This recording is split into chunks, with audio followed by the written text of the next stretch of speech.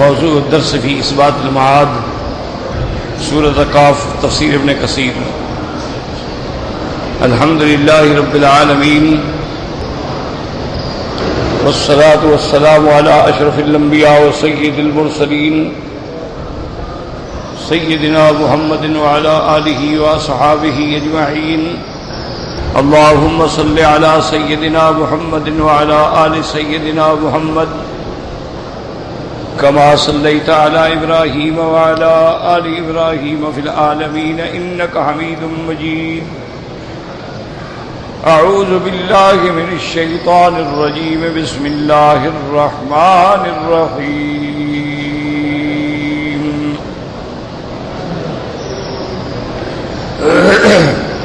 وَلَقَدْ خَلَقْنَا الْإِنسَانَ وَنَعْلَمُ مَا تُوَسْوِسُ بِهِ نَفْسُهُ وَنَحْنُ أَقْرَبُ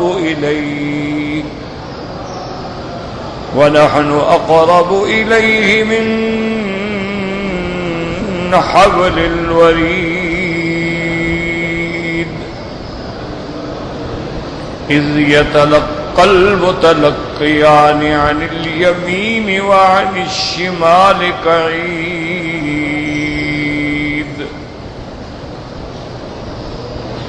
ما يلفظ من قول إلا لديه رقيب عتيد وجاءت سكرة الموت بالحق ذلك ما كنت منه تحيد ونفخ في الصور ذلك يوم الوعيد وجاءت كل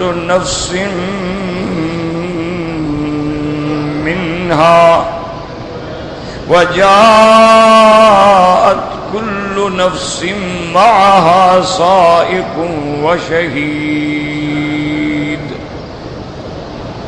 لقد كنت في غفلة من هذا فكشفنا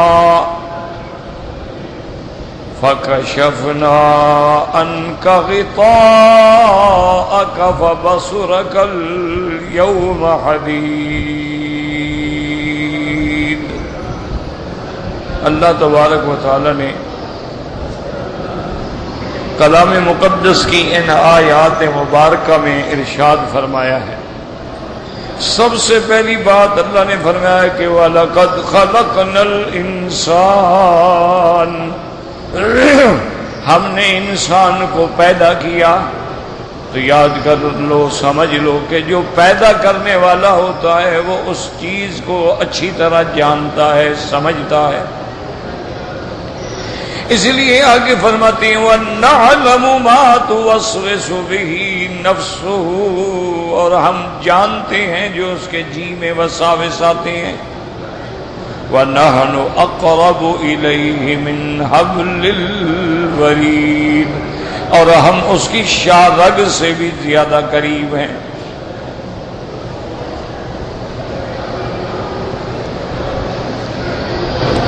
إِذْ يَتَلَقَّى الْمُتَلَقِّيَانِ عَنِ الْيَمِينِ وَعَنِ الشِّمَالِ قَعِيدٌ، جب لیتے ہیں لینے والے اس کے داہنے بھی اور بائیں بھی، بیٹھنے والے، نگرانی کرنے والے۔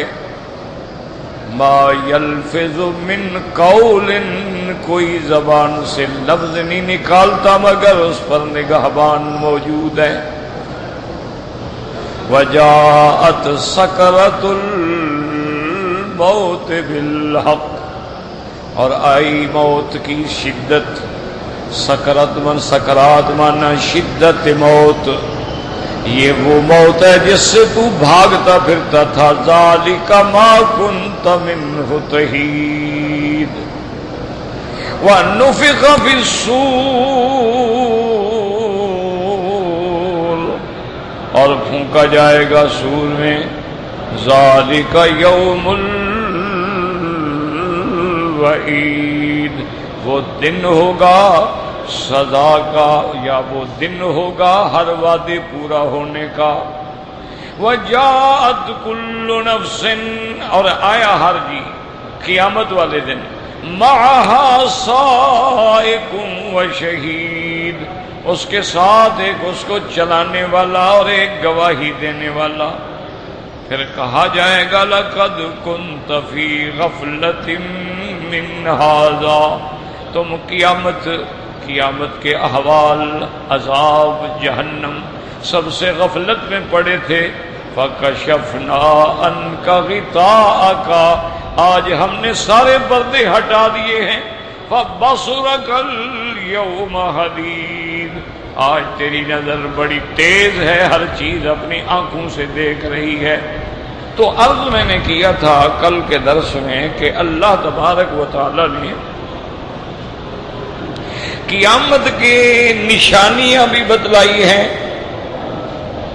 پھر قیامت کے وقوع پر بھی دلائل کا ذکر فرمایا ہے، پھر قیامت کے قائم ہونے کا منظر بھی بیان فرمایا ہے. جو کہ اس کے علم میں ہے، وہ جانتے ہیں، اس لیے اللہ نے ہر چیز کھول کے بیان کر دی.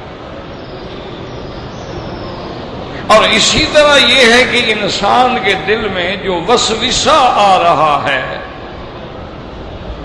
یاد رکھو، ایک ہوتا ہے انسان کا مثلاً بات کہنا، اس کو بھی اللہ جانتے ہیں.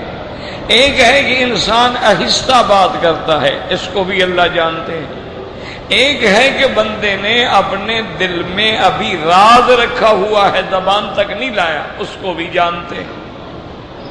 اور پھر تیرے دل کے اندر جو خیالات آتے ہیں، کبھی ابتدائی خیال ہوتا ہے، کبھی وسوسے آتا ہے، وہ ان سب کو بھی جانتے ہیں. اس کے آگے کوئی چیز چھپی ہوئی نہیں. اور پھر اللہ نے اپنے قرب کے بارے میں ارشاد فرمایا کہ ہم تیری شاہ رگ سے بھی زیادہ قریب ہیں. یاد رکھیں کہ اس قسم کے جہاں جہاں بھی قرآن مبارک میں الفاظ مبارک ہیں، جیسے حضرت موسیٰ علیہ السلام جب بنی اسرائیل کو لے کے جا رہے تھے، فرعون کا لشکر تعاقب میں تھا اور آگے دریا تھا نیل کا، تو قوم نے آگے عرض کیا کہ موسیٰ علیہ السلام، آگے ہمارے دریا ہیں اور پیچھے دشمن کی فوجیں ہیں، اب ہم کیا ہوگا؟ تو حضرت موسیٰ علیہ السلام نے فرمایا تھا ان معی ربی سیہدین، میرا رب میرے ساتھ ہے، وہ ہمیں ہدایت فرمائیں گے، رستہ بتلائیں گے. تو وہاں بھی فرمایا میرا رب میرے ساتھ. اسی طرح غار ثور میں جب دشمن پہاڑ کے اوپر کھڑے ہیں اور حضرت صدیق رضی اللہ تعالی عنہ سرکار دو جہاں کے غم میں گھلے جا رہے ہیں اور عرض کرتے ہیں کہ یا رسول اللہ لو نظر احدهم تحت قدمیہ لابصرنا، اگر ان بدبختوں میں سے کسی نے نیچے دیکھ لیا تو وہ ہمیں دیکھ لیں گے. چونکہ غار کے اندر سوراخ ہیں، ہمیں نیچے سے قدم نظر آ رہے ہیں، اگر وہ نیچے نظر ڈالیں تو ہمیں دیکھ لیں گے. اللہ کے نبی میرے مدنی محبوب خدا محبوب دو عالم صلی اللہ علیہ وسلم نے فرمایا لا تحزن، میرے صدیق، میرے ساتھی، میرے ہم سفر، کوئی غم نہ کر، ان اللہ معنا، اللہ ہم دونوں کے ساتھ ہے. اسی طرح ایک حدیث میں بھی یہ لفظ آتے ہیں، حضور نے فرمایا ما ظنک باثنین اللہ ثالثہما، آپ نے فرمایا ابو بکر تیرا ان دو بندوں کے بارے میں کیا خیال ہے جن کے ساتھ تیسرا ان کا خدا ہو، ان کا بھی کوئی کچھ بگاڑ سکتا ہے؟ حضور صلی اللہ علیہ وسلم نے فرمایا، اور دیکھیں حدیث کے اندر میرے محبوب کی زبان سے وہ لفظ نکلے ہیں جو اللہ نے عرشوں سے قرآن میں نازل فرمائے ہیں. اللہ نے فرمایا الا تنصروه فقد نصرہ اللہ اذ اخرجہ الذین کفروا ثانی اثنین اذ ہما فی الغار اذ یقول لصاحبہ لا تحزن ان اللہ معنا، اللہ نے فرمایا ثانی اثنین، اور میرے مدنی نے بھی فرمایا ما ظنک باثنین اللہ ثالثہما۔ اور یاد رکھو، اس لیے یہ متفق علیہ مسئلہ ہے تمام اہل سنت والجماعت کے نزدیک، اس میں ایک ذرے کے برابر بھی شبہ نہیں ہے کہ جو بندہ حضرت صدیق کی صحابیت کا انکار کرے، صحبت نبی کا انکار کرے، وہ کافر ہے، کیونکہ اللہ خود قرآن میں فرما رہے ہیں اذ یقول لصاحبہ، تو حضرت صدیق کی صحابیت تو اللہ کے قرآن سے ثابت ہے، اور اس کا منکر جو ہے وہ کافر ہے بالاتفاق، اس میں کوئی جھگڑا نہیں۔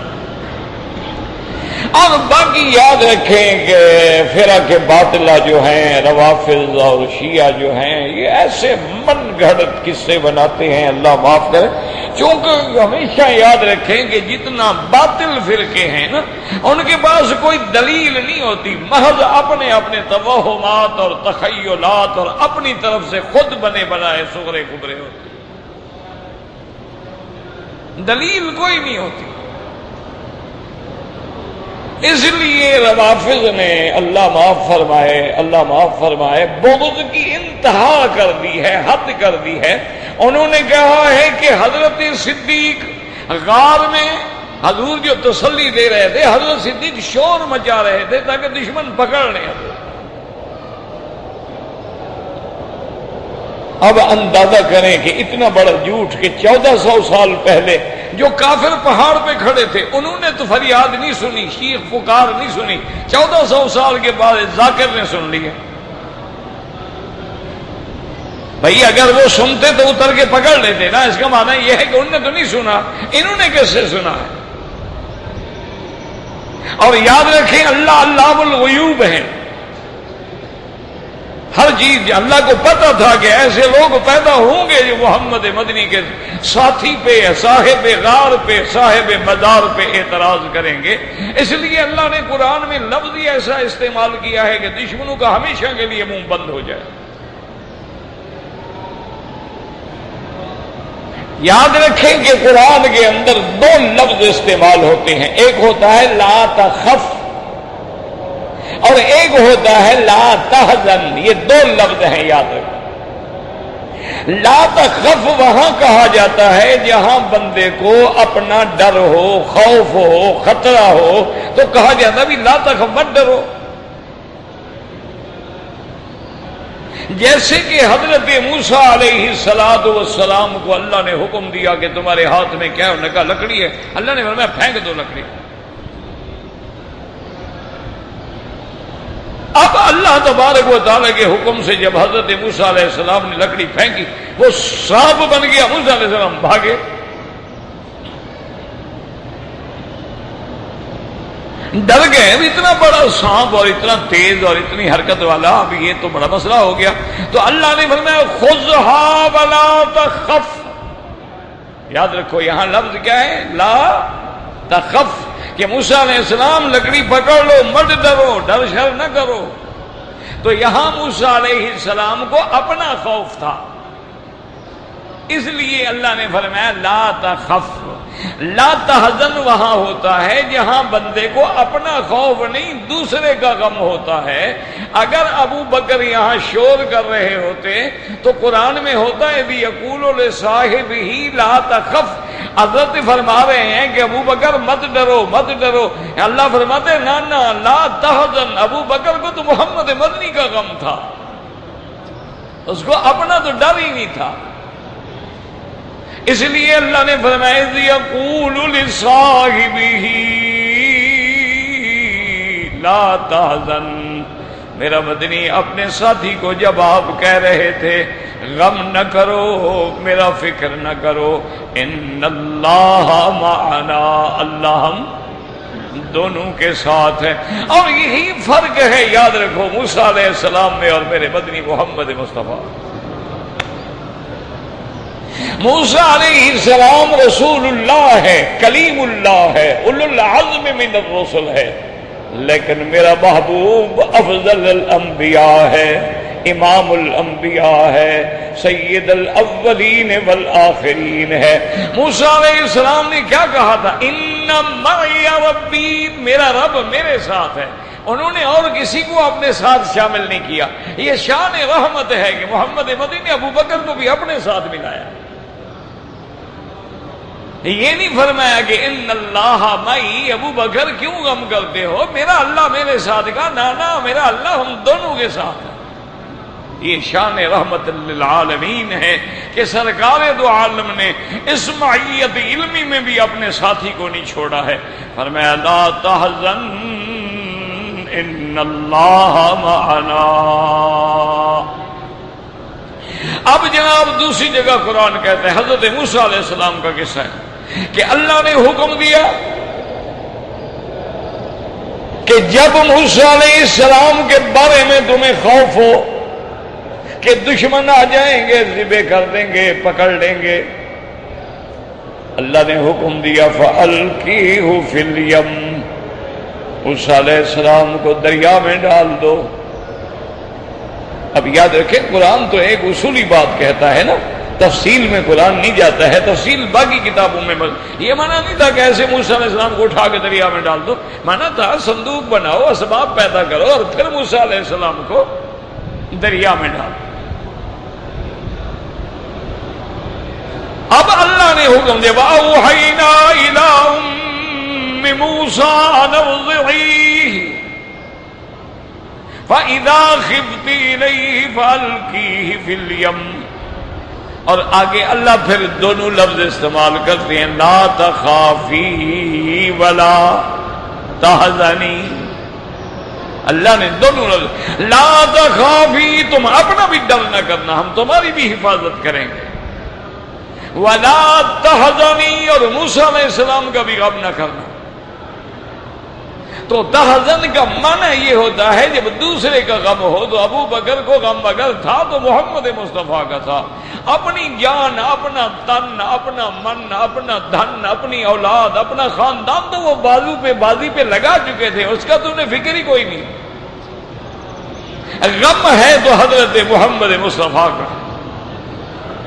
اور پھر اللہ نے وعدہ بھی کر دیا اِنَّا رَادُّوهُ إِلَيْكِ وَجَاعِلُوهُ مِنَ الْمُرْسَلِينَ۔ اللہ نے فرمایا موسیٰ کی اماں غم نہ کر موسیٰ کا، ہم موسیٰ علیہ السلام کو دوبارہ تیرے پاس لوٹائیں گے۔ اور غم نہ کر موسیٰ علیہ السلام تو بڑے ہوں گے، ہم تو اس کو رسول بنائیں گے، نبی بنائیں گے۔ اللہ اکبر۔ اب ذہن میں ایک خیال تو آ جاتا ہے نا کہ اللہ تیرا وعدہ تو سچا ہے، لیکن پتہ نہیں آپ موسیٰ علیہ السلام کو کب لوٹائیں گے۔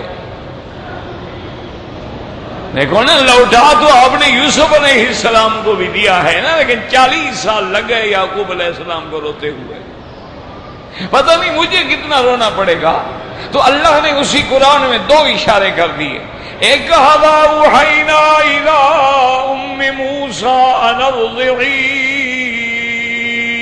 ہم نے موسیٰ علیہ السلام کی اماں کی طرف وحی کی، القاء کیا اس کے دل میں کہ موسیٰ علیہ السلام کو دودھ پلاؤ، اور آگے اشارہ کیا وَحَرَّمْنَا عَلَيْهِ الْمَرَاضِعَ كُلَّهَا، اور اشارہ کر دیا کہ ہم نے تیرے بغیر ہر عورت کا دودھ موسیٰ پہ حرام کر دیا ہے۔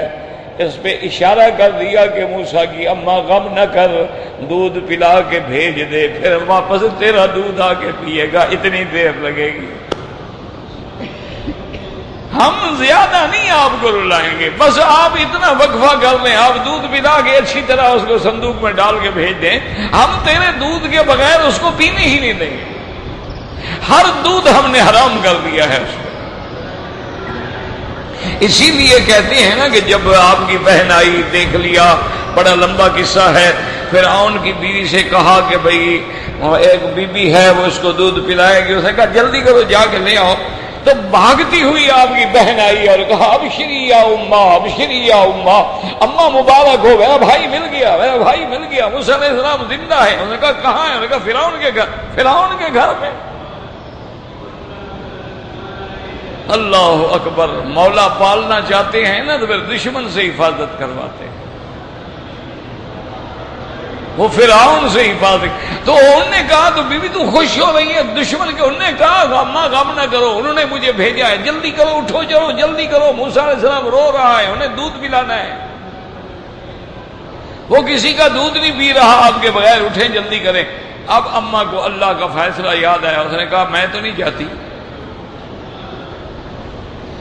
انہوں نے کہا عجیب بات ہے, حضرت موسیٰ علیہ السلام رو رہے ہیں, آپ یہاں بیٹھی ہوئی ہیں, نہیں جاتی, کیوں نہیں جاتی؟ انہوں نے کہا اللہ نے فرمایا تھا انا رادوہ الیک, ہم موسیٰ علیہ السلام کو تیری طرف لوٹائیں گے. یہ تھوڑا کہا تھا کہ مجھے وہاں بھیجیں گے. میں تو نہیں جاتی, اللہ کا وعدہ ہے موسیٰ خود آئے گا, میں کیوں جاؤں؟ تو پھر موسیٰ علیہ السلام آئے کہ نہیں آئے؟ اسی لیے علماء نے کہا ہے نا کہ میرا مولا جب راضی ہوتا ہے نا, دودھ بھی اپنے بیٹے کو پلائے, تنخواہ بھی لیتی رہے. یہ تو پھر اس کے انعام ہیں نا. جب وہ نوازنے پہ آتا ہے نا, تو نوازنے پہ آئے تو نواز لے زمانہ, تو جو کریم ٹھہرا تیرے کرم کا کیا ٹھکانہ. وہ اتنا بڑا کریم ہے نا کہ ہر تنخواہیں بھی مل رہی ہیں, وظیفے بھی مل رہے ہیں, اکرام بھی ہو رہا ہے, دودھ بھی اپنے بچے کو پلا رہے ہیں. تو اس لیے وہاں بھی لفظ ہے ان اللہ معنا, اور اسی طرح قرآن کہتا ہے وَهُوَ مَعَكُمْ, اللہ تم سب کے ساتھ ہے, تم جہاں بھی ہو. وہاں بھی لفظ ہے هُوَ مَعَكُمْ. اور اللہ نے جب موسیٰ علیہ السلام اور ہارون علیہ السلام کو حکم دیا تھا کہ فرعون کے پاس جاؤ, جاؤ فرعون کو جا کے دعوت توحید دو. اللہ اکبر. قرآن پڑھا کریں, دعا کرو اللہ ہمیں قرآن پڑھنا نصیب کر دے, قرآن پڑھنا بھی نصیب کرے, قرآن سمجھنا بھی نصیب کرے, قرآن پہ عمل بھی نصیب کرے. قرآن میں قرآن کو قیامت والے دن ہمارا شفیع اور شہید بنائے, ہمارے لیے گواہ بنائے, ہمارے اوپر گواہ نہ بنائے. اللہ تبارک و تعالیٰ کے قرآن کو پڑھیں گے, غور کریں گے نا, تو ایک ایک لفظ میں موتی ہوتے. اب موسیٰ علیہ السلام اور فرعون کو حکم اذهبا الى فرعون انه طغى, تم دونوں جاؤ, فرعون بڑا سرکش ہو گیا ہے, حد سے نکل گیا ہے. اب وہ بندوں سے نکل کے اپنی ربوبیت کے دعوے کر رہا ہے, جا کے اسے دعوت دو. لیکن دیکھو آگے اللہ کیا فرماتے ہیں فَقُولَا لَهُ قَوْلًا لَيِّنًا, کہ موسیٰ علیہ السلام, ہارون علیہ السلام, فرعون سے بات کرو لیکن نرم لفظوں میں بات کرنا. جاتے ہوئے نہ کہہ دینا تو کافر ہے, بے ایمان ہے, گمراہ ہے. جیسے آج ہمارا مولوی فوراً 1 منٹ لگاتا ہے, یہ کافر ہے, یہ مرزائی ہے, یہ قادیانی ہے, یہ گمراہ ہے, یہ فاسق ہے, یہ فاجر ہے, یہ ایسا ہے, یہ ایسا ہے. یہ اسلوب نہیں ہے دعوت کا. گناہ سے نفرت کریں, گناہگار سے نہیں. گناہگار تو بیمار ہوتا ہے, مریض ہے. اب مریض کا معنی یہ تھوڑا ہوتا ہے کہ اس کو اٹھا کے سڑک پہ پھینک دو. مریض تو شفقت کا محتاج ہوتا ہے کہ اس کو ہسپتال میں لے جاؤ, ڈاکٹر کے پاس لے جاؤ, نگرانی کرو, حفاظت کرو, سردی گرمی سے بچاؤ, جو ڈاکٹر دوائیں کہیں وہ لے کے دو, اس کے پاس رہو, اس کو ہمدردی کرو تب تاکہ وہ ٹھیک ہو جائے. اسی طرح گناہ گار جو ہے وہ تو بیمار ہے, اس کی بیماری کا علاج کریں. اس کو بھی روحانی معالج جو ہیں, اللہ والے جو ہیں, علماء جو ہیں, اولیاء جو ہیں, صلحاء جو ہیں, ان کے پاس لے جاؤ. اس لیے قرآن کہتے ہیں فَقُولَا لَهُ قَوْلًا لَيِّنًا, لیکن فرعون سے بات کرنا, لیکن نرم بات کرنا. لَعَلَّهُ يَتَذَكَّرُ, ہو سکتا ہے وہ نصیحت پکڑ لے. تو فرعون کو بھی مخاطب کرنا ہو تو نرم بات کہنی چاہیے. وہ کہتے ہیں نا کہ ایک عربی تھا, ایک عرب تھا, تو وہ بیچارہ کہیں ہمارے ملکوں میں چلا گیا, تو وہاں جب گیا تو وہ اس کا کوئی، اس نے پینٹ شرٹ پہنی ہوئی تھی، کوئی داڑھی شاڑی بھی چھوٹی سی رکھی ہوئی تھی، سر بھی ننگا تھا، فیشنیبل نوجوان جیسے ہوتے ہیں۔ نماز کا وقت آیا تو وہ جلدی جلدی وضو کر کے گھس گیا، نماز پڑھی، سنتیں پڑھ رہا تھا۔ مولوی صاحب کو غصہ آ گیا کہتا ہے کون ہو تم؟ پینٹ نیچے ہے، ٹخنوں سے نیچے پینٹ پہنی ہوئی ہے، اور حضور کہتے ہیں ٹخنوں کے نیچے کپڑا ہو تو وہ جہنمی ہے۔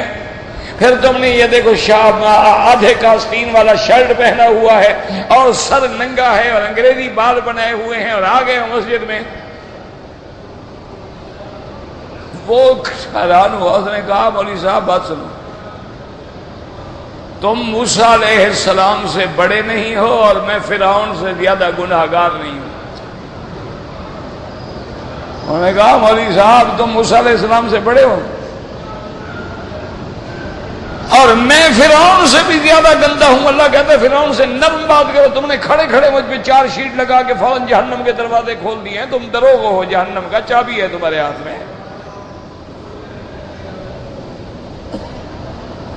یہ کیا بات ہے؟ یہ کوئی طریقہ ہے دعوت دینے کا، کسی کو ہدایت کرنے کا؟ کسی کی ہدایت کے لیے تو سائیں مٹنا پڑتا ہے، اپنے نفس کو مارنا پڑتا ہے، برداشت کرنی پڑتی ہے، گالیاں کھانی پڑتی ہیں، پھر جا کے بات جو ہے نا دوسروں میں اثر کرتی ہے۔ ایک دفعہ تبلیغی جماعت کے کچھ ساتھی تھے، وہ پتہ نہیں یورپ کے کس ملک میں تھے، وہاں گئے، سردی کا زمانہ تھا، میرے خیال میں انگلینڈ کا قصہ ہے یہ، لیورپول کا یا بلیک پول کا، اس علاقے کا۔ تو میں گزرا تو مجھے کسی نے بتایا تھا کہ یہ وہ چرچ ہے۔ تو وہ انتہائی شدید سردی تھی اور یہ 4-5 ساتھی تھے بیچارے۔ اب ان کو وہاں کوئی مسجد، کہاں سے مسجد ملے؟ تو ڈھونڈتے ڈھونڈتے پریشان کے رات ہو گئی ہے، اور سردی جو ہے وہ 0 سے بھی نیچے نقطہ انجماد سے بھی نیچے ہے، اگر ہمیں جگہ اور ٹھکانہ نہ ملا تو ہم تو تباہ ہو جائیں گے۔ وہ بہرحال کوئی جگہ نہ نظر آئی تو سیدھا چرچ میں چلے گئے تو وہ پادری جو تھا ان کا چرچ کا، وہ چرچ کو بند کر کے نکلنے والا تھا۔ ان میں ایک آدمی انگریزی بولتا تھا، اس نے کہا ہم مسافر ہیں اور اللہ کے دین کے لیے ہم نکلے ہیں، ہمارے پاس کوئی ٹھکانہ نہیں، کوئی جگہ نہیں ہے، اگر مہربانی کرو ہمیں رات گزارنے تو کل ہم چلے جائیں۔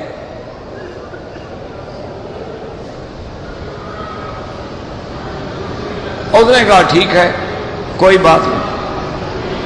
کوئی معقول آدمی تھا، اس نے آیا اور اس نے جناب ان کو جو وہاں کمرے بنے ہوئے تھے، مہمان خانہ بنا ہوا تھا، وہ بھی کھول دیا اور ہال بھی کھول دیا اور باتھ روم وغیرہ بھی کھول دیے اور سب کچھ سمجھا دیا۔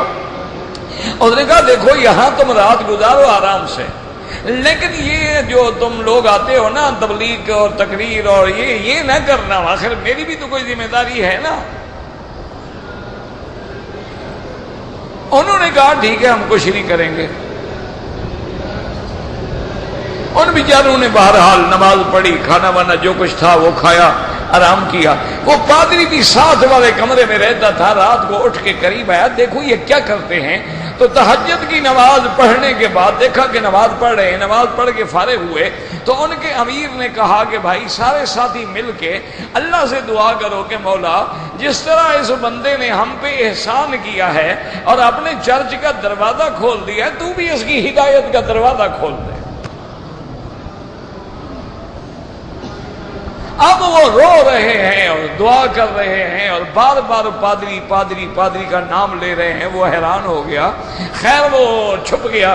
صبح کو آیا، انہوں نے چابی پکڑائی، انہوں نے کہا ابھی رات تو میرا نام لے رہے تھے، ہم دعا کر رہے تھے تیرے لیے۔ اور انہوں نے کہا بہرحال بات سنو، اب یہاں سے نکلنے کے بعد کہاں جاؤ گے؟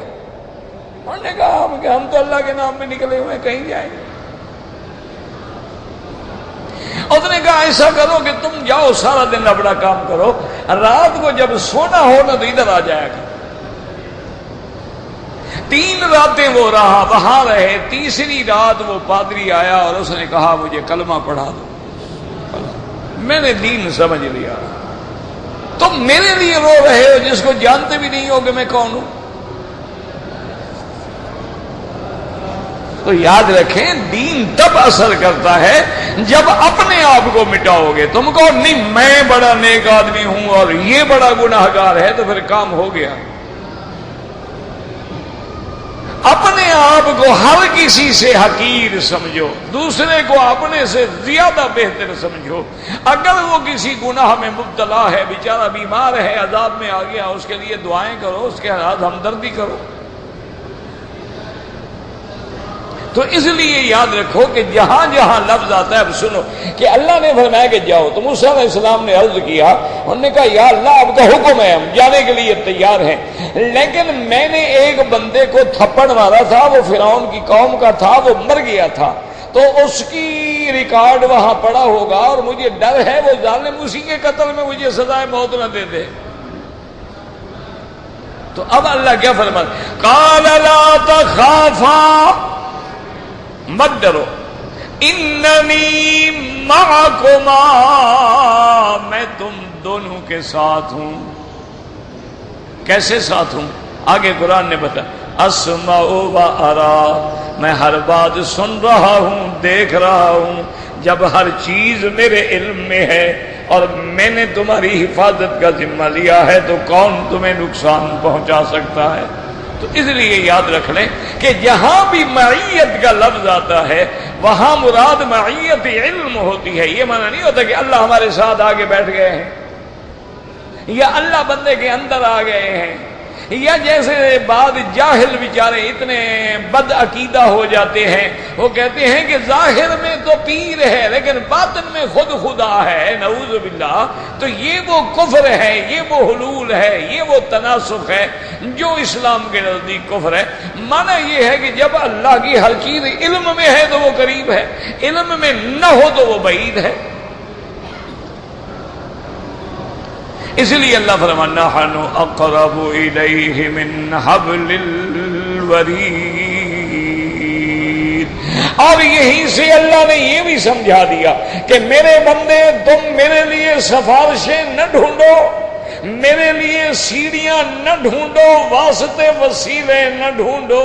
یہ تو ان کے لیے ڈھونڈے جاتے ہیں جو دور ہوں اور نہ سنتے ہوں. میں تو تیرے قریب ہوں، تو مجھے پکار تو صحیح، میں تیری پکار کا جواب دیتا ہوں. اذا سألک عبادی انی فانی قریب اجیب دعوت الداع اذا دعان. اللہ نے فرمایا جب پکارنے والا مجھے پکارتا ہے میں اس کی پکار سنتا ہوں، سمجھتا ہوں اور اس کی دعائیں منظور کرتا ہوں. اب آگے اللہ فرماتے ہیں کہ میرے بندے میں تو سب کچھ جانتا ہوں، لیکن میں نے انتظام کیا ہے تاکہ قیامت والے دن کوئی بندہ یہ نہ کہہ سکے کہ میرے ساتھ انصاف نہیں ہوا. حدیث میں آتا ہے نا کہ قیامت کے دن جب اللہ پاک بلائیں گے اور فرشتے گواہی دیں گے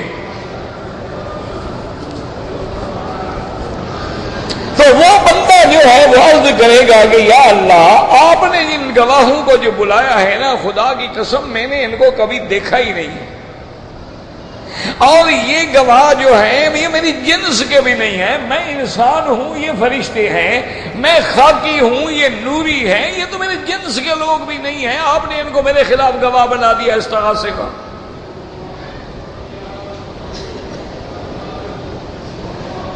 اور ان کی گواہی پر آپ مجھے سزا دینا چاہتے ہیں.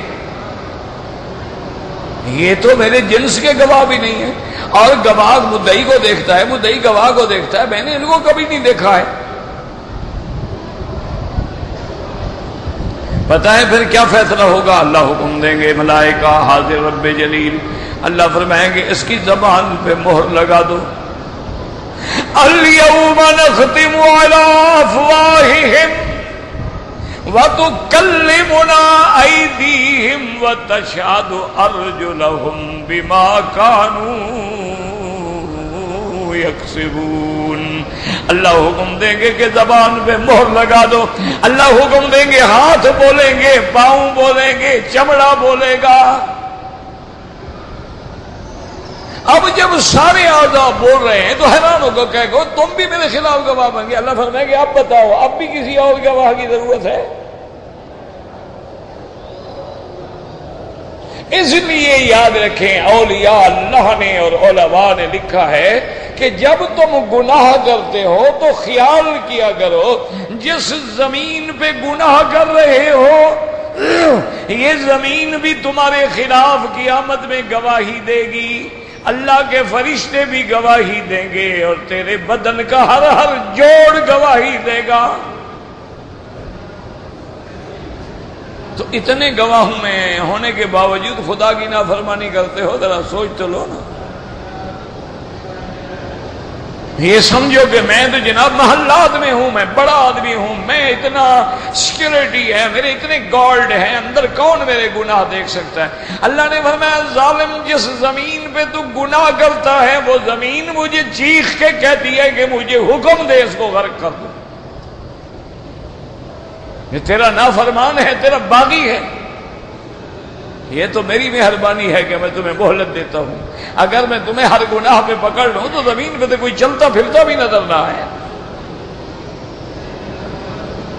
اس لیے یاد رکھیں کہ یہ معنی ہوتا ہے معیت۔ اذ یتلقی المتلقیان عن الیمین وعن الشمال قعید۔ اللہ نے دو فرشتے رکھے ہیں یہاں، یتلقی المتلقیان، دوسری جگہ قرآن کہتا ہے کرامن کاتبین یعلمون ما تفعلون۔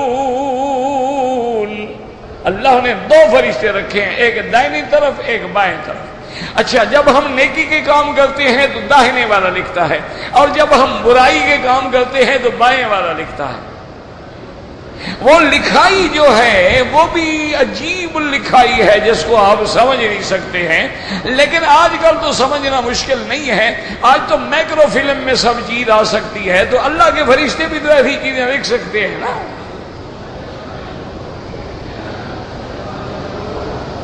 اور یہ سارا لکھا ہوا جو ہے اللہ تیری گردن میں ڈال دیں گے۔ کل انسان الزمناه طائره في عنقه ونخرج له يوم القيامة كتابا يلقاه منشورا۔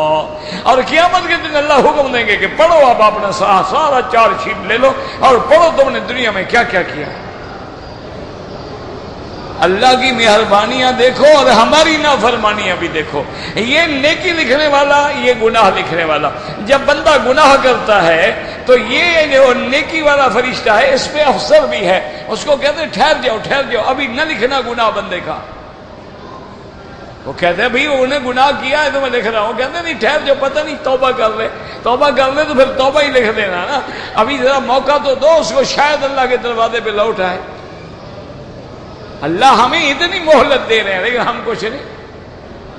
اس لیے اللہ نے فرمایا کہ ہم نے انتظام کیا، میں تو سب جانتا ہوں، تیرے دل کے وسوسے بھی جانتا ہوں، لیکن پھر بھی میں نے فرشتے رکھے ہیں، تو جو کچھ کرے گا وہ نامہ اعمال مرتب کرتے جائیں گے۔ اچھا، یہاں لفظ آیا، یاد رکھو قرآن میں، عن الیمین وعن الشمال قعید۔ ایک ہوتا ہے قائد، ایک ہوتا ہے جالس، ایک ہوتا ہے قعید، ایک ہے جلیس۔ اگر قائد ہو تو معنی ہوتا ہے کہ بیٹھا ہوا، لیکن قعید کا معنی ہوتا ہے کہ ہر وقت تیرے ساتھ ہے، تو کھڑا ہے، تو بیٹھا ہے، تو جس حال میں بھی ہے۔ اس لیے وہاں لفظ قعید ہوتا ہے، وہاں لفظ قائد نہیں کہا گیا۔ اس لیے قرآن کہتا ہے عن الیمین وعن الشمال قعید۔ اور یاد رکھو یہ بھی حدیث میں ہے کہ فرشتے کسی حال میں جدا نہیں ہوتے۔ جب بندہ حمام میں جاتا ہے یا جب بندہ میاں بیوی ملنا چاہتے ہیں، سطر کھولتے ہیں، کپڑا اتارتے ہیں، تو فرشتے ہٹ جاتے ہیں، دور ہو جاتے ہیں۔ لیکن اللہ نے فرشتوں کو اتنا علم دیا ہے کہ تم نیک عمل کرو ان کو پتہ نہ بھی ہو، ان کو خوشبو آتی ہے، اور برا عمل کرو تو بدبو آتی ہے۔ اور اللہ نے فرمایا ہم نے ایسا انتظام کیا ہے کہ ما یلفظ من قول، کوئی لفظ تیری زبان سے نکلے، ہمارا نگہبان بیٹھا ہے اوپر حفاظت کرنے والا۔ اور پھر جب قیامت کا منظر ہوگا تو اللہ فرماتے ہیں ذرا اس وقت کو بھی یاد کر لو، وجاءت سکرۃ الموت بالحق، موت سکرات کہتے ہیں شدت۔ اس لیے میرے مدنی کی جب وفات کا وقت آیا ہے، حدیث میں آتا ہے حضور ٹھنڈے پانی میں ہاتھ ڈال کے اپنے چہرے پہ لگاتے تھے اور دعا کر اللہم اعنی فی سکرات الموت، یا اللہ موت کی شدت میں میری مدد فرما۔ تو سکرات الموت ایک ایسی چیز ہے، اللہ نے فرمایا اسی سے تو بھاگتا تھا نا، لیکن آ گئی موت، وہ تو آنی ہے، اس کو کوئی ٹال ہی نہیں سکتا ہے۔ اور جب وہ موت آ جائے گی اس کے بعد مر جائیں گے، پھر کیا ہوگا؟ وَنُفِخَ فِي الصُّورِ، پھر سور پھونکا جائے گا۔ یاد رکھو دو سور ہوں گے، نُفِخَ فِي الصُّورِ فَصَعِقَ مَن فِي السَّمَاوَاتِ وَمَن فِي الْأَرْضِ إِلَّا مَن شَاءَ اللَّهُ ثُمَّ نُفِخَ فِيهِ أُخْرَىٰ فَإِذَا هُمْ قِيَامٌ يَنظُرُونَ۔ دوسرا سور جب بھونگیں گے تو سب کھڑے ہو جائیں گے، اور اللہ فرماتے ہیں اب اس کو میدان محشر میں کون لائیں گے؟ ایک اس کے چرانے والا ہوگا، ایک گواہی دینے والا ہوگا۔ اللہ فرمائیں گے تو بڑی غفلت میں پڑا تھا نا، تو کہتا تھا کہاں جہنم، کہاں یہ، کہاں آگ، کہاں سزا، آج اپنی آنکھوں سے ذرا دیکھ لو۔ لَقَدْ كُنْتَ فِي غَفْلَةٍ مِّنْ هَٰذَا فَكَشَفْنَا عَنْكَ غِطَاءَكَ فَبَصَرُكَ الْيَوْمَ حَدِيدٌ۔ اللهم ثبتنا على الإيمان، اللهم ارزقنا حسن الختام، اللهم إنا نسألك رضاك والجنة ونعوذ بك من سخطك والنار۔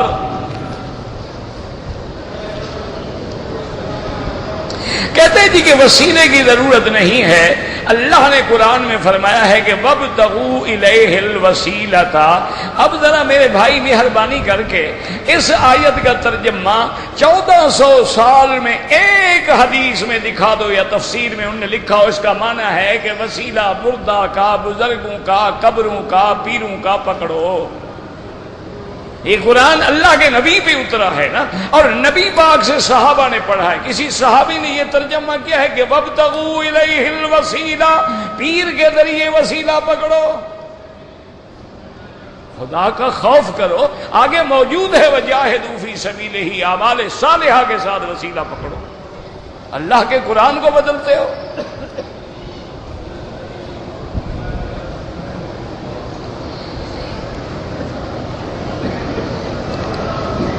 کہتے جی کہ لوگ آپ سے، آپ غصہ، تو غصہ نہ ہو آدمی، قرآن کو تم بدل رہے ہو، مجھے غصہ نہ آئے۔ بڑا بے غیرت انسان ہے وہ جو قرآن کے خلاف بات کرے، اس کو غصہ نہ آئے۔ غصہ آنا تو دین کی علامت ہے، دنیا کے لیے غصہ نہ آئے، دین کے لیے کیسے غصہ نہ آئے؟ دین کے لیے تو اللہ نے کہا نا میرا مدنی، کافروں کو کھل کے کہو کہ یا ایھا الکافرون لا اعبد ما تعبدون۔ اللہ نے قرآن میں کہا ہے کہ میرا مدنی ذرنی ومن خلقت وحیدا، چھوڑ دو اس بدبخت کو جس نے میں نے پیدا کیا، اس کو میں ٹھیک کروں گا۔ اور اللہ تبارک و تعالیٰ نے قرآن میں کہا کہ یہ حرام زیادہ میرے مدنی محمد مصطفیٰ پہ اعتراض کرتا ہے۔ یہ کیا معنی ہے؟ یاد رکھو غصہ جو ہے اگر غلط محل میں استعمال کیا جائے تو وہ حرام ہے، جس کو جائز جگہ بھی غصہ نہ آئے وہ تو بے غیرت دیوس ہے۔ یہ قرآن حضور پہ اترا ہے، صحابہ نے پڑھا، تابعین نے، تبع تابعین، محدثین، خیر القرون۔ کسی نے اگر اس کا ترجمہ کیا ہے کہ اس وسیلے کا معنی یہ ہے کہ حضور کا وسیلہ پکڑو، یا مجھے صحابہ کا وسیلہ پکڑو، یا اولیاء اللہ کا وسیلہ پکڑو، ایک تفسیر دکھا دو، میں تمہارے ساتھ ہوں۔ کوئی جھگڑا نہیں، کوئی غصہ نہیں، کوئی ناراضگی نہیں، ورنہ خدا کا قرآن تو نہ بدلو نا۔ یہ تو وہی بات ہوئی نا، ایک مولوی تھا آپ کے ملک میں، مر گیا بیچارہ، اس کو ایک آدمی نے کہا کہ جناب یہ وہابی ہمیں تنگ کرتے ہیں، 11ویں شریف سے منع کرتے ہیں، حضرت پیران پیر کی جو ہم 11ویں مناتے ہیں، تو آپ مہربانی کر کے کوئی حدیث میں ہو، قرآن میں کوئی دلیل ہو۔ اس نے کہا کمال کرتے ہو، 11ویں تو قرآن میں ہے، احد عشرہ کا معنی 11ویں ہی، انہوں نے کہا 11ویں زندہ باد۔ اب 11 کوكبن قصہ یوسف علیہ السلام کا، اور پیران پیر کب پیدا ہوئے؟ وہ 11 جو مل گیا اس نے 11ویں ثابت کر دی. آگے کون بڑھے گا؟ سبحان اللہ، واہ بھی مولانا واہ، کمال ہے، قرآن سے 11ویں نکل آئی. تم ایسے دے نا وسیلے قرآن سے پکڑو نا. ایسے تو حضور نے دعا بھی سکھلائی ہے کہ اللہم رب هذه الدعوة التامة والصلاة القائمة آت محمد الوسیلة والفضیلة. اس کا معنی یہ تھوڑا ہے کہ وسیلہ پکڑو، معنی اللہ میرے مدنی کو وہ مقام وسیلہ عطا فرما، یعنی وہ جنت میں ایک جگہ ہے جس کا نام وسیلہ ہے، مقام محمود ہے.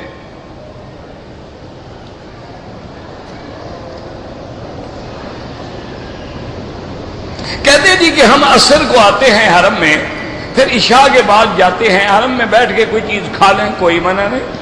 یہ دیکھا نہیں سارے افطار جو کرتے ہیں تمہارے سامنے نہیں کھا رہے ہوتے، یہ روزانہ روٹی تقسیم ہوتی ہے، چائے، قہوہ، کھجوریں، ماشاءاللہ سارا کچھ مل رہا ہے.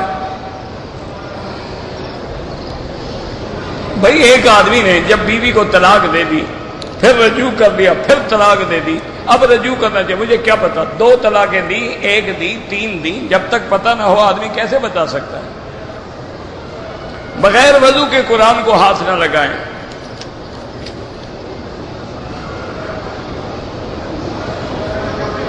بہرحال آپ جو ہیں، جو لوگ عمرے پہ آئے ہیں، 8 دن، 10 دن، 6 دن، 7 دن، 12 دن، وہ مسافر ہیں. مسافر کے لیے نماز قصر ہے، سنت اور نفل معاف ہے، لیکن پڑھو گے تو پوری پڑھو گے. پڑھو تو کوئی منع بھی نہیں، معاف ہے، اللہ نے معاف کیا ہے. لیکن خدا کے بندے، ہمیں تو تمہیں حرم ہمیشہ ملے گا، آ گئے ہو تو فائدہ اٹھاؤ، سب کچھ پڑھو. ڈاکٹر وسیع اللہ صاحب وہاں درس دیتے ہیں ماشاءاللہ. وسیع اللہ سین سے نہیں، سواد سے ہے. وسیع اللہ عالم ہیں، بزرگ ہیں، وہاں میدان میں درس دیتے ہیں. احرام میں نے نیچے بھی تولیہ پہن رکھا تھا، تو تولیے سے کچھ نہیں ہوتا بغیر سلے ہوئے. اگر ایک آدمی نے حلق نہیں کرایا، بال کٹوائے ہیں، تب بھی جائز ہے. مانا یہ ہے سارے سر کے کٹوائے، ٹک نہ لگائے.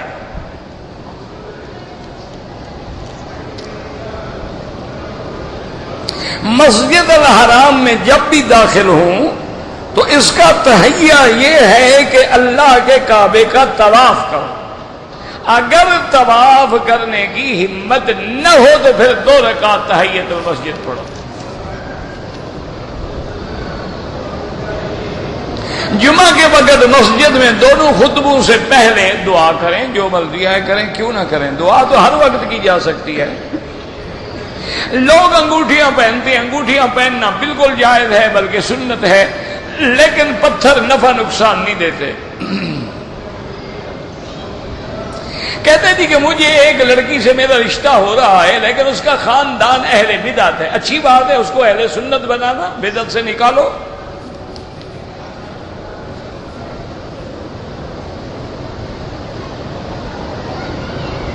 ہم 3 بھائی ہیں اور 1 بھابھی ہے، اور 4 بندے ہوٹل کے ایک کمرے میں رہتے ہیں. بھابھی کے ساتھ آپ نہیں سو سکتے ہیں. اللہ کے نبی نے فرمایا کہ بیٹا جب 10 سال کا ہو جائے تو ماں کے ساتھ نہیں سو سکتا. تم بھابھی کے ساتھ سو رہے ہو اور عمرے پہ بھی آئے ہوئے ہو ماشاءاللہ.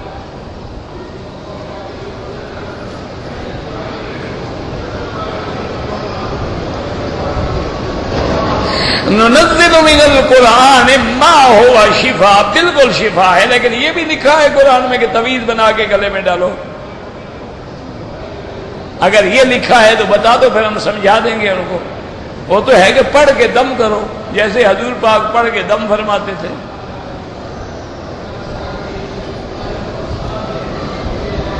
اگر آدمی نے عمرہ کیا ہے، مشین پھروائی ہے، اب دوبارہ عمرہ کرے، اس طرح پھروائے. اگر بال نہ بھی ہوں پھر بھی اس طرح پھروانا ہوگا.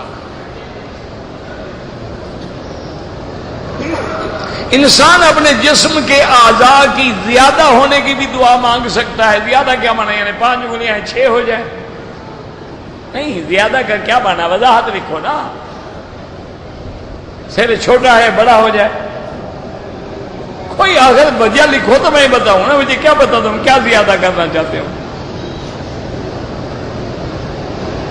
شیعہ سنی کا نکاح بالکل نہ کریں، بڑے مسائل پیدا ہوتے ہیں، اولاد عذاب میں آ جاتی ہے۔ چونکہ ماں اگر شیعہ ہوگی وہ کہے گی مجلسوں میں جاؤ، وہ بدعات کرو، وہ وسائل کرو، باپ کہے گا مت جاؤ، تو ایسے فتنے میں پڑنے کی ضرورت کیا ہے؟ اور پھر وہ شیعہ جو قرآن کا منکر ہے، بی بی عائشہ کو گناہ گار سمجھتا ہے، وہ تو کافر ہے، اس سے تو نکاح ویسے بھی نہیں ہو سکتا۔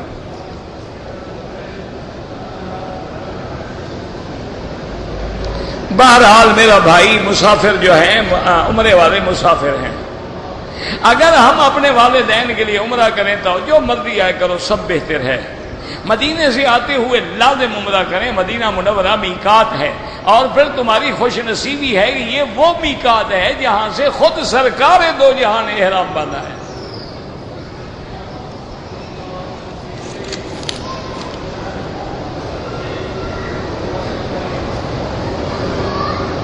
میں نے عمرے کے احرام میں طواف بھی کیا، صفا بھی کیا، لیکن 3 دن کے بعد نفلی عمرہ کیا، پھر میں نے سر مڈایا۔ تو وہ 3 دن تم کیا کرتے رہے؟ وہ تو دم پڑ گئی نا، تم نے کپڑے پہن لیے، وہ دم تو ادا کرو نا، وہ عمرہ تو دوسرا ہے، اس کا تو الگ احکام ہے۔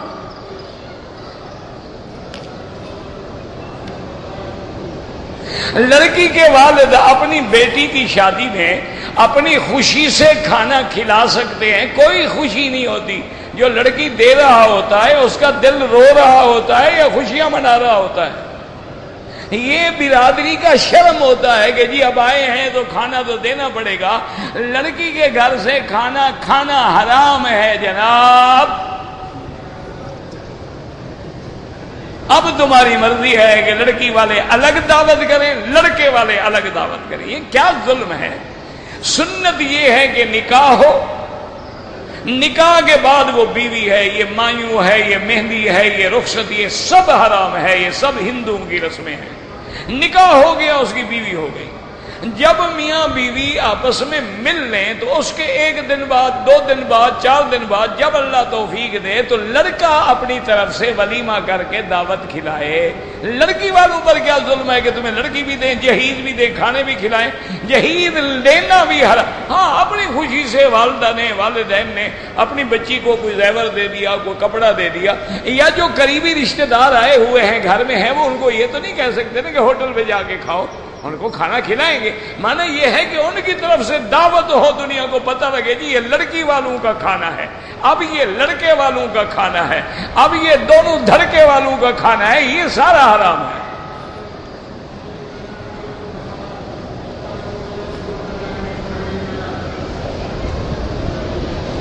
الموجدر، پتہ نہیں کیا لکھا ہے آپ نے۔ دنیا میں کتنے ابدال ہیں؟ مجھے تو تم ملے ہو، ابھی تک تو کوئی ابدال نہیں ملا۔ مجھے تو آپ ملے ہیں، ابھی کافی ہیں۔ ابھی نہ مجھے ابدال ملا ہے، نہ کوئی غوث ملا ہے، نہ کوئی قطب ملا ہے، مجھے تم ملے ہو، تو تم سب کچھ ہو میرے لیے۔ مدینے سے جو عمرہ کریں گے وہ سنت ہے، نفلی عمرہ ہے، نفلی عبادت ہے۔ نماز جنازہ میں ہمیں پتہ نہ لگے کہ بالغ ہے یا نابالغ ہے تو کوئی نہیں، صغیر نہ و کبیر نہ، دعا میں دونوں لفظ موجود ہیں، کوئی فکر نہیں۔ غار سور پہ جاتے ہیں کوئی حرج نہیں، غار ہرا پہ جاتے ہیں کوئی حرج نہیں، کوئی منع نہیں۔ منع یہ ہے وہاں بدعات نہ کیا کرو۔ زبان سے نیت کرنا کوئی ضروری نہیں ہوتا، مقام نیت دل ہے۔ زبان سے استحضار ہے کہ ہم دہراتے ہیں کہ کہیں بھول نہ جائے، نماز عشاء پڑھ رہے ہوں اور جناب کہ مغرب رہے ہوں۔ سوری سورت بقرہ پڑھنی چاہیے۔ اب یہ ضروری نہیں ہے کہ ایک دفعہ پڑھ لو، تھوڑی تھوڑی کر کے روز پڑھا کرو۔ کہتے ہیں جی جو لڑکیاں بغیر شادی کے فوت ہو گئی ہیں ان کو قیامت میں کیا ہوگا؟ جو چاہیں گی وہ مرد چاہیں گی اللہ دیں گے۔ وَلَكُمْ فِيهَا مَا تَشْتَهِي أَنفُسُكُمْ، وہاں تمہیں ہر وہ چیز ملے گی جو تم چاہو گے۔ وہ چاہے گی میری شادی ہو، شادی ہو جائے گی۔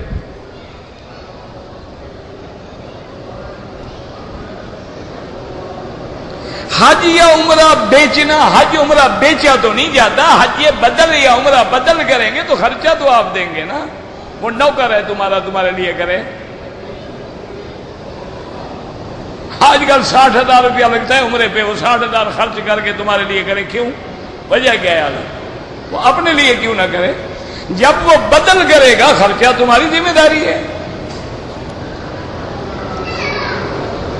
اگر کسی آدمی نے ہوٹل سے غسل کر کے چادریں باندھنی لیکن نیت مسجد عائشہ سے جا کے کی، کوئی حرج نہیں، اصل تو نیت ہے نا، چادریں باندھنا تو کوئی مسئلہ نہیں ہے نا۔ اب جب عمرہ کر لیں اور دوبارہ عمرہ کریں تو ہر دفعہ عمرہ کا احرام دھونا پڑے گا، کیوں؟ عمرہ کرنے سے احرام پلید ہو جاتا ہے۔ کیا خیال ہے آپ؟ پھر کہتے ہیں مکی صاحب غصہ کرتے ہیں، اب بتاؤ میں کیا کروں؟ اور ویسے میری قوم ہی ایسی ہے کہ ہم تو قومی بلوچ ہیں نا بابا، ہمارے ہاں تو غصہ ہر وقت ناک پہ رکھا رہتا ہے۔ جو بلوچ غصہ نہ کرے وہ تو پھر دیوس ہوا، بغیرت ہوا۔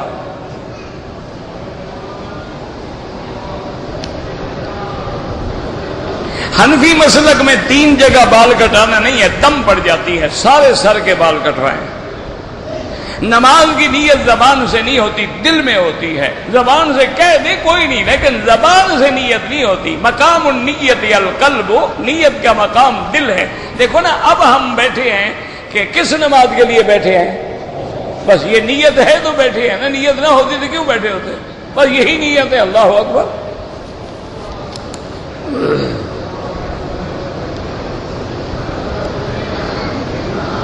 ابو جہل کے نصیب میں نہیں تھا تو نہیں ہوا، تمہاری کوئی رشتہ داری تھی، غم کھا رہا ہے تمہیں۔ اللہ لعنت کرے، دفع ہو بد دشمن مصطفیٰ تھا، محروم ہو گیا، مارا گیا، جہنم میں جائے گا۔ اب بھی جو حضور کا گستاخ ہوگا وہ جہنم میں جائے گا، وہ زندیق ہے۔ کہتے جی کہ نیک ہو یا بد ہو، سکرات سب کو ہو سکتی ہے۔ اللہ چاہے کبھی شدید ہوتی ہے، کبھی خفیف ہوتی ہے، سکرات تو سب کے لیے ہے، لیکن اللہ آسان بھی کر دیتے ہیں۔ حضور پاک کی جو تکلیف تھی وہ تو آپ نے امت کے لیے برداشت کی کہ مجھے تکلیف ہو جائے، اللہ میری امت کے لیے آسان کر دے۔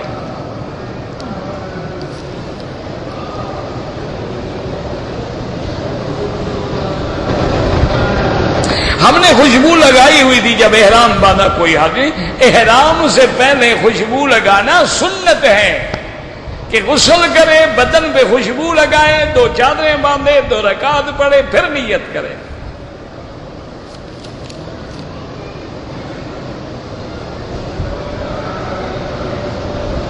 کہتے ہیں کہ ہمارے ویسٹرن میں جو ہے کافی قادیانی ہیں، مسلمان ان کے گھروں میں جاتے ہیں، بالکل نہیں جانا چاہیے۔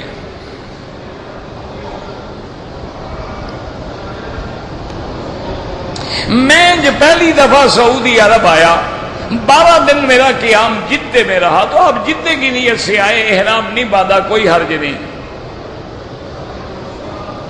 اگر کوئی آدمی مدینہ منورہ سے آ رہا تھا، بیمار ہو گیا، عذر سے احرام نہیں باندھ سکا تو کوئی دم نہیں۔